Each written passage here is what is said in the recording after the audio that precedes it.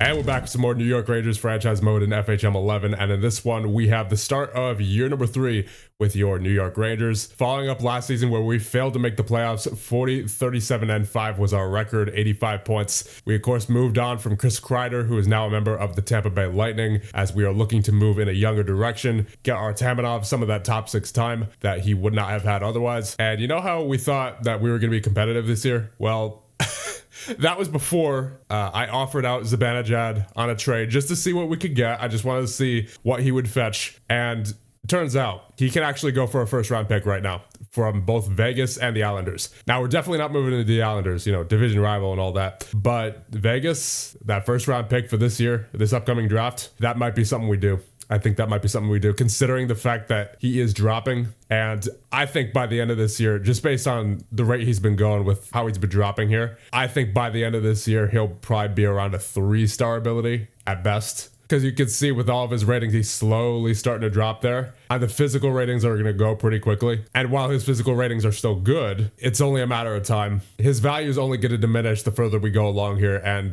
the fact that we can get a first round pick back for him right now, that might be the best that we're looking at for a return for Zibanejad. And with the direction this team is going, we're looking at a retooling at best. I think a first for Zibanejad would be the play here. But at the same time, I want someone good to be able to play off of Artamanov and hopefully build him up into a first-line player eventually. But regardless of Zibanejad, there are 2 other trades that I know for sure I want to make here. The first is going to be with Utah. We will give them the rights to Lucas Beckman. He's a 19-year-old goaltender, half-star ability, 2.5-star potential. Definitely a long ways away from the NHL. Had a .916 save percentage in the QMJHL in 25 games played last year. We're also going to be sending them the rights to Kalle Väisänen, 23 years of age, 1-star ability, 1.5-star potential. Not going to be much. And we will also send them 2 third-round picks from this year. One is ours, the other is Tampa's that we acquired for Kreider. And in exchange, we will be receiving a different Väisänen, VT Väisänen, 20 years of age, 2-star ability, 3-star potential left defenseman.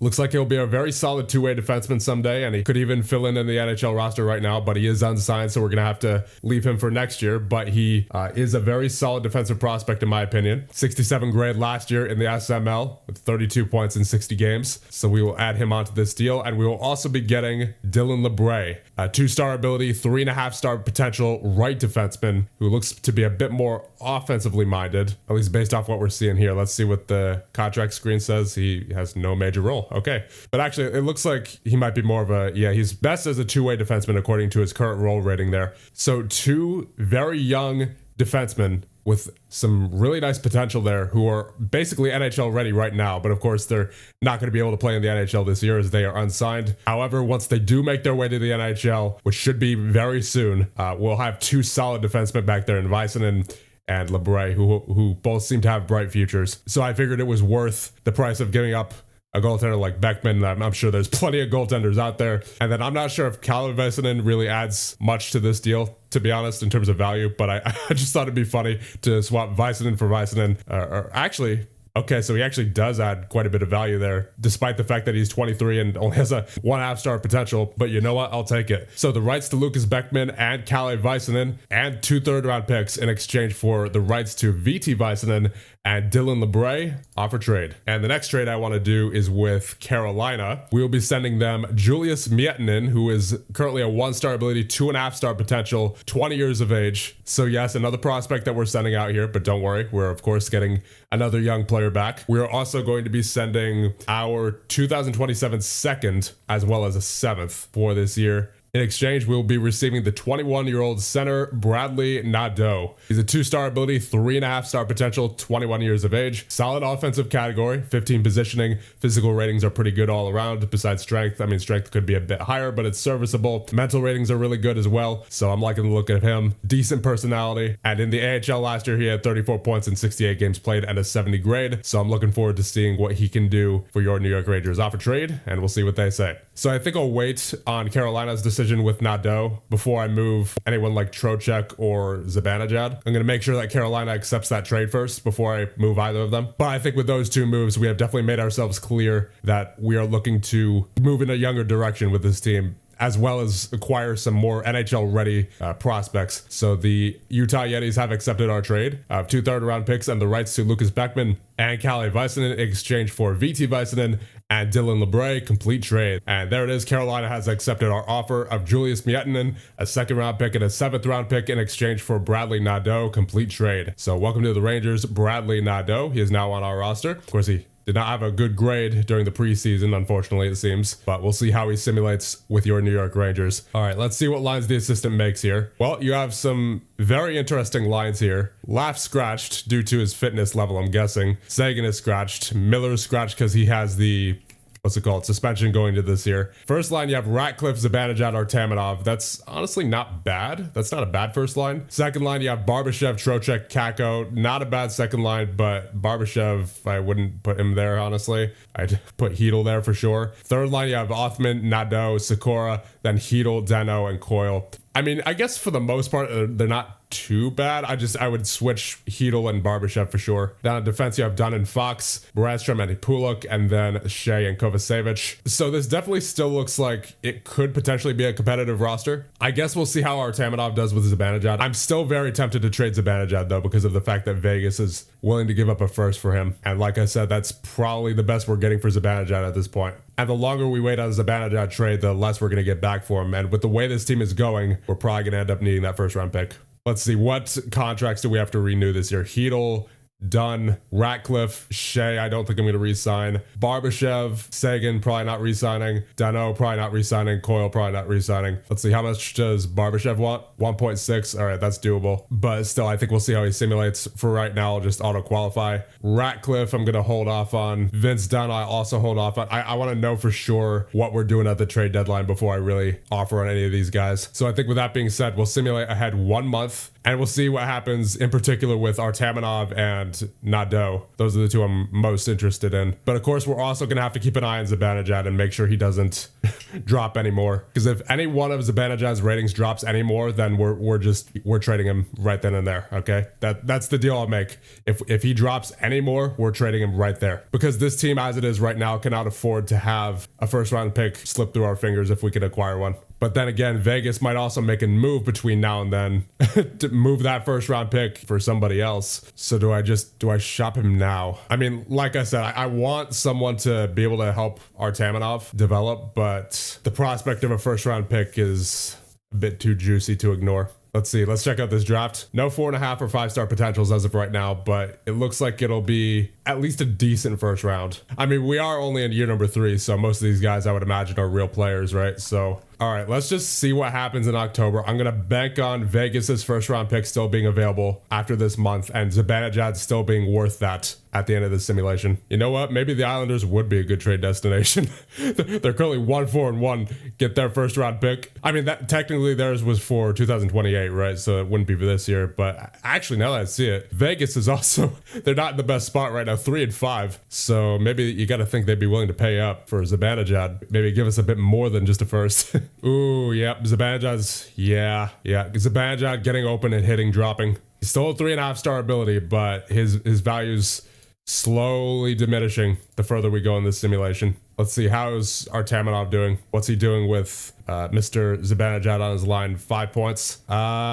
We can't wait any longer. Yeah, we can't wait any longer to trade Zibanejad. He's gonna keep dropping like that every single month. It wouldn't surprise me if he's star or even 2.5-star ability by the end of this season. Yeah, we have to move him now. We have to. Okay, so Vegas is still willing to move there first. The Islanders are no longer willing to move there first, but Vegas is still offering theirs for this year. Yeah, we got to do it now. We have to. Now is the time to trade Zibanejad. If we go a couple more months and he keeps dropping the way he did this month in terms of overall development, then he's going to be a 3-star ability before we know it, and then we'll lose out on a 1st-round pick. Yeah, it's got to be done right now. So, Mika Zibanejad, thank you for all you've done for the New York Rangers in your time here, but it is time that we accept this 1st first round pick from Vegas. There it is. So Mika Zibanejad has been moved, and now we need to assign another alternate. I'm going to say that'll be Heedle. Yeah, he's been pretty good so far this year. 9 points in 10 games played. Decent leadership rating of 15, so he will be alternate number 1. But with that being done, let's take a look at the player stats 10 games in. You have Laf and Heedle with 9 points in 10 games played. Then you have Nadeau and Trocheck with 7 points. So Nadeau doing well in his first season in the NHL so far. Then you have Ratcliffe, Fox, Kako, and Kovacevic all with 6 points. Artamanov with 5 so far. Barbashev and Miller with 4. 3 for Sikora and Dunn.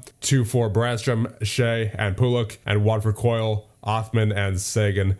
Sagan looks like he's dropping off quite a bit there as he heads toward the twilight of his career. And then Nadeau in 4 games played has 0 points. And now looking goal, in 8 games played for Lindbergh, you have a 900 save percentage, and Patera in 2 games played has an 886. So goaltending not in the greatest spot right now. Although that 1 month playing on that line with Zibanejad did bring Artamanov up to a 3.5 star ability. So you know what? I'll say it's worth it. It was worth it keeping Zibanejad around for 1 more month to help Artamanov out there. And you know what? We still got a first round pick in return, so I'm okay with it. And not to mention, actually, Bradley Nadeau has gone from a 2-star ability to a 2.5 star. Hopefully he can keep up his production that he's been doing so far with 7 points in 10 games played. I do kind of still want to move Trocheck, but I think I'll wait on him for right now, as he is actually doing very well right now. 7 points in 8 games played, and I want to see just how much he can help out our young guys. And it's not like he has as much trade value as Zibanejad did either, right? So may as well keep him around for a little bit, see how he can help us out here. So with that, I think we'll go another month and see what November brings us. Ooh, look at that. Nadeau grew again to a 3-star ability now, and we're only on December 1st, so he grew a full star in 2 months. Good acquisition so far, if I do say so myself. 16 points in 25 games played, 63 grade. We're currently here on January 1st, and if I'm being honest, I don't know what direction this team wants to go in. We're currently 23, 12, and 4. Somehow, I don't know how that happened. I can't get a read on this team, man.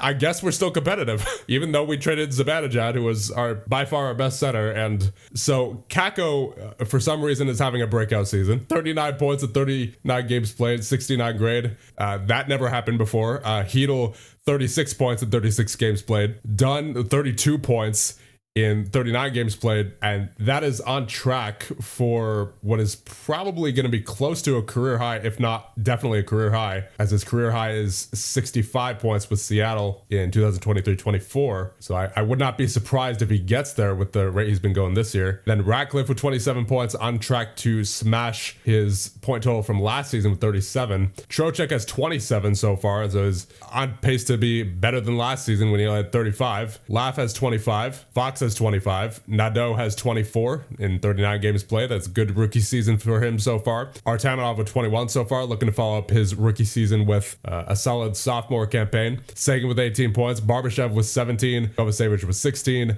Miller with 14. Sikora with 12. Shea with 9. Brandstrom and Puluk with 8. And then 5 for Othman and Coyle. And 4 for Dano. And in goal, you have Philip Lindbergh in 24 games played with a 910 save percentage, and Patera in 16 games played with a 900. I mean, we're definitely still in a phase where we need to be building for the future, right? So we're not going to go acquiring any more veterans, but this team is doing much better than I expected, especially after last year, especially considering the fact that Fox isn't necessarily dominating. I mean, he's still doing very well. 25 points in 39 games played, just not his year number 1 self where we had 78 points in 82 games played. Not to mention we traded Zibanejad, so it's just, it's a very confusing time here in New York, but you know what? I'll take it.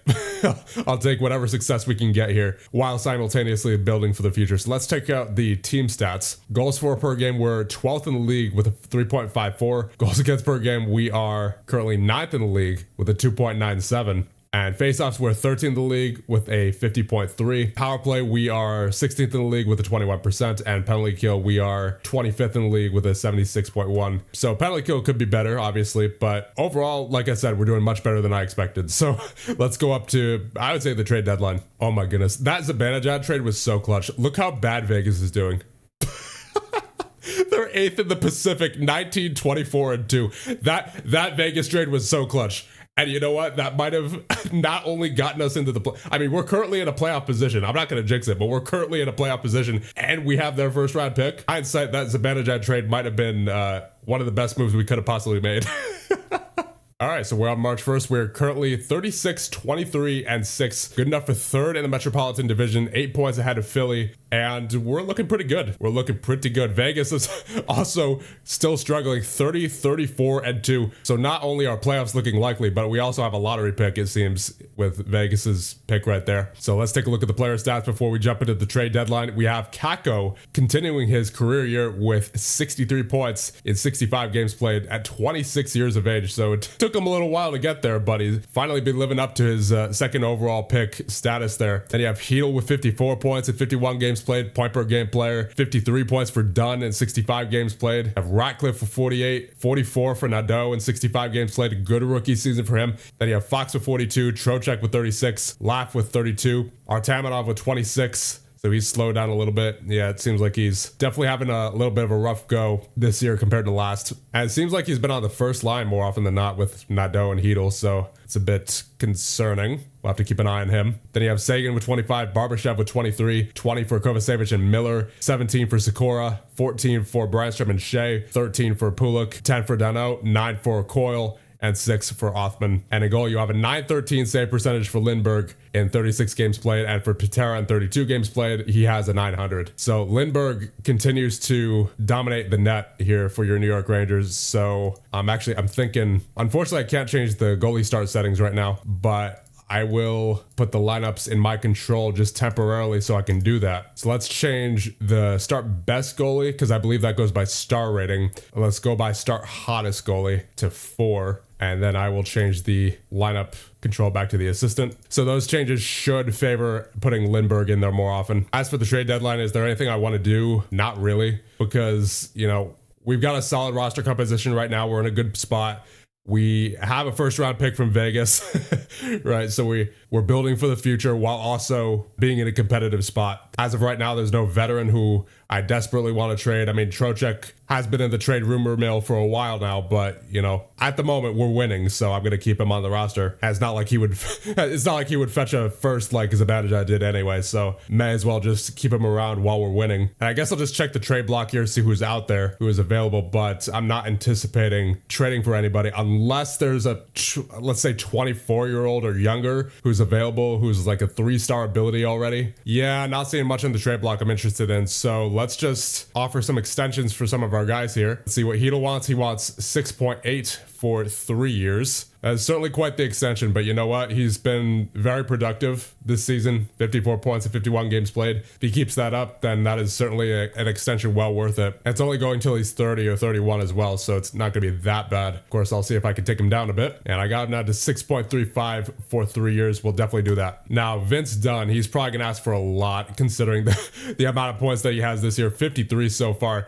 And he's good defensively as well, 73 defensive grade. Ooh, 8.2 for 4 years. That's a lot. That is certainly a lot. How much he's currently making? 4.5. Yeah, that's a lot. That's a big raise for Vince Dunn. That's a big raise. Barbashev still wants 1.6 for 3 years. How's he been doing this year? 23 points, 58 grade. I'm not sure if we're going to keep him around long term yet, mostly due to his defensive category. Like, I'm not sure where he fits in on the roster as of right now, but long term, it's certainly not going to be as a bottom 6 guy. If we're keeping Barbashev, he's going to be in the top 6. Ratcliffe wants $3 million for 3 years. That's not bad considering his production. 48 points so far this year in 65 games played. He had 37 last year. Here's where I'm struggling. It's hard to know if this is just our entire roster overperforming, you know? Because it seems like basically everybody is doing much better than they did last year. So I'm kind of nervous that this is just the team overachieving. So I'm not sure whether to shell out the kind of money that guys like Dunn want, especially since Dunn is 30 and he wants 8.2 for 4 years. If I could go 2 years for Dunn, then I'll give him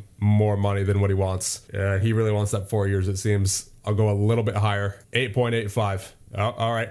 We got him down to 3 years and 8.06. Now I'll see if I can take him down in his price. Now that we got him down to 3 years, see what he thinks about 7.25. All right, I got him to 7.7 for 3 years. I mean, that's certainly not bad for what he's brought to the team so far. And it's better than for 4 years at his age, right? I'm just contemplating whether, first of all, whether or not we're going to have that kind of salary cap going into next season. I think if we sign this contract right here, then we would definitely have to trade Trocheck at the draft. And you know what? I think that'll be worth it because Trocheck is probably going to have his replacement in Ryabkin coming in next year anyway. I mean, he's still only a 2-star ability, but he's definitely coming along nicely. And Trocheck's probably going to continue to drop anyway. So yeah, I think we'll do this for Vince Dunn. So 7.7 for 3 years for Vince Dunn, submit offer. So I'm just going to put Trocheck on the trade block just to remind myself to trade him later. Definitely not trading him right now as we still obviously have a run in the playoffs to make, but definitely got to go with the draft. Definitely not re-signing Sagan. He can walk. So that's a good 5.35 that we're freeing up. Nadeau, I'm not re-signing. Coyle, I'm not re-signing. So that's actually, you may not even need to trade Trocheck in terms of salary cap availability, given how much we're going to be freeing up by releasing Nadeau, Coyle, and Sagan. But then again, it might still be a good idea to trade Trocheck anyway. So yeah, we can definitely afford that Dunn contract. And I suppose while I'm at it, I'll re-sign Ratcliffe, as it seems we'll have the money to re-sign him, as he's not asking for too much anyway.